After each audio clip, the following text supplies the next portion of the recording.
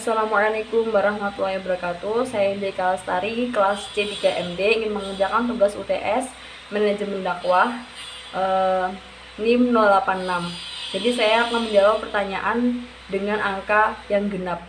Oke, saya akan mulai dari nomor 2. Jelaskan pentingnya pengorganisasian dalam kegiatan dakwah. Ya, pengorganisasian dalam kegiatan dakwah sangat penting karena membantu dalam menjalankan dakwah dengan lebih terstruktur, efektif, dan efisien. Berikut adalah beberapa alasan mengapa pengorganisasian penting dalam kegiatan dakwah. Di antaranya, 1. Mengatur waktu dan sumber daya. Dalam kegiatan dakwah yang melibatkan banyak orang dan berbagai aspek, yang pengorganisasian membantu dalam mengatur waktu. Terus yang kedua, meningkatkan koordinasi. Pengorganisasian membantu dalam meningkatkan koordinasi antara anggota tim dakwah. Setiap anggota tim dapat bekerja sama dengan lebih efektif dan saling mendukung dalam mencapai tujuan dakwah yang telah ditetapkan. Terus yang ketiga, menentukan tujuan dan strategi. Pengorganisasian membantu dalam menentukan tujuan jangka pendek dan jangka panjang dari kegiatan dakwah. Terus yang keempat, meningkatkan efektivitas dan efisiensi dengan pengorganisasian yang baik. Kegiatan dakwah dapat dilakukan dengan lebih efektif dan efisien. Terus yang kelima, memperkuat komunikasi. Pengorganisasian yang baik memperkuat komunikasi antara anggota tim dakwah. Komunikasi yang efektif dan terbuka dan sangat penting dalam menjalankan kegiatan dakwah. Dalam kesimpulannya, pengorganisasian sangat penting dalam kegiatan dakwah. Karena apa? Karena membantu dalam mengatur waktu, sumber daya, meningkatkan koordinasi, menentukan tujuan dan strategi, meningkatkan efektivitas dan efisiensi. Terus lanjut nomor 4, jelaskan prinsip manajemen dakwah. Prinsip kaderisasi. Prinsip manajemen dakwah adalah prinsip-prinsip yang digunakan dalam mengelola dan mengorganisasikan kegiatan dakwah agar dapat berjalan dengan efektif dan efisien. Beberapa prinsip manajemen dakwah antara lain ada 1. Prinsip visi dan misi. Setiap kegiatan dakwah harus memiliki visi dan misi yang jelas. Terus yang kedua, prinsip perencanaan. Perencanaan yang matang sangat penting dalam kegiatan dakwah. Karena yang ketiga, prinsip pengorganisasian. Pengorganisasian yang baik akan membantu dalam mengatur waktu, sumber daya, dan tugas-tugas yang harus dilakukan dalam kegiatan dakwah.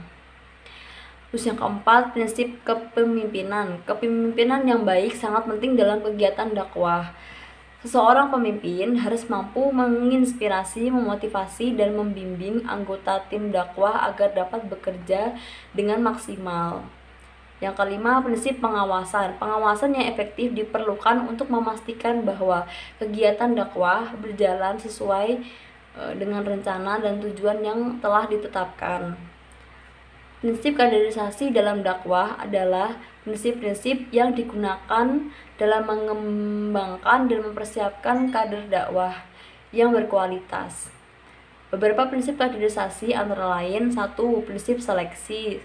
Seleksi yang harus ketat harus dilakukan dalam memilih calon kader dakwah. Calon kader harus memiliki komitmen yang tinggi, pengetahuan agama yang baik, serta kemampuan komunikasi dan kepemimpinan yang baik. 2. Prinsip pelatihan. Pelatihan yang intensif dan berkelanjutan harus diberikan kepada kader dakwah. Pelatihan ini meliputi peningkatan pengetahuan agama, keterampilan komunikasi, kepemimpinan, serta pemahaman tentang strategi dan metode dakwah. Yang ketiga, prinsip pembinaan. Pembinaan yang kontinu harus dilakukan untuk mendukung perkembangan kader dakwah. Pembinaan ini melibatkan pendampingan, pengawasan, dan pemberian masukan konstruktif kepada kader agar mereka dapat terus berkembang dan meningkatkan kualitasnya. Terus yang keempat, prinsip penghargaan dan motivasi. Penghargaan dan motivasi yang tepat harus diberikan kepada kader dakwah sebagai bentuk apresiasi atas kontribusi dan kerja keras mereka. Hal ini akan memotivasi kader untuk terus berprestasi dan berkomitmen dalam menjalankan dakwah. Dengan menerapkan prinsip-prinsip manajemen dakwah, dan prinsip kaderisasi, kegiatan dakwah dapat berjalan dengan lebih terorganisir, efektif, dan efisien. Kader dakwah yang berkualitas akan dapat memengaruhi masyarakat dengan baik dan memberikan dampak positif dalam penyebaran dakwah. Lanjut, soal nomor 8, jelaskan yang dimaksud dengan rantai komando dalam pengorganisasian dakwah. Nah, rantai komando dalam pengorganisasian dakwah adalah konsep yang mengacu pada struktur hierarkis dalam sebuah organisasi dakwah. Konsep ini menunjukkan hubungan dan alur komunikasi antara pemimpin dan anggota tim dakwah. Dalam rantai komando, pemimpin dakwah berada di puncak hierarki dan bertanggung jawab atas pengambilan keputusan strategis dan pengawasan keseluruhan kegiatan dakwah. Pemimpin ini dapat berupa seorang ustadz, dai, atau tokoh agama yang memiliki otoritas dan keahlian dalam bidang dakwah. Di bawah pemimpin terdapat tingkatan-tingkatan lain dalam rantai komando, seperti koordinator, kepala departemen, ketua tim, dan anggota tim dakwah. Setiap angkatan memiliki tanggung jawab dan wewenang tertentu dalam melaksanakan tugas-tugas dakwah sesuai dengan visi, misi, dan tujuan organisasi. Melalui rantai komando, komunikasi dan koordinasi antara pemimpin dan anggota tim dakwah dapat berjalan dengan efektif. Pemimpin dapat memberikan arahan, bimbingan, dan pengawasan kepada anggota tim. Sementara anggota tim dapat melaporkan kemajuan, kendala, dan hasil dari kegiatan dakwah kepada pemimpin. Rantai komando juga membantu dalam pembagian tugas dan tanggung jawab secara jelas. Setiap anggota tim dakwah mengetahui perannya dan memiliki pemahaman yang sama tentang tujuan dan strategi yang harus dicapai.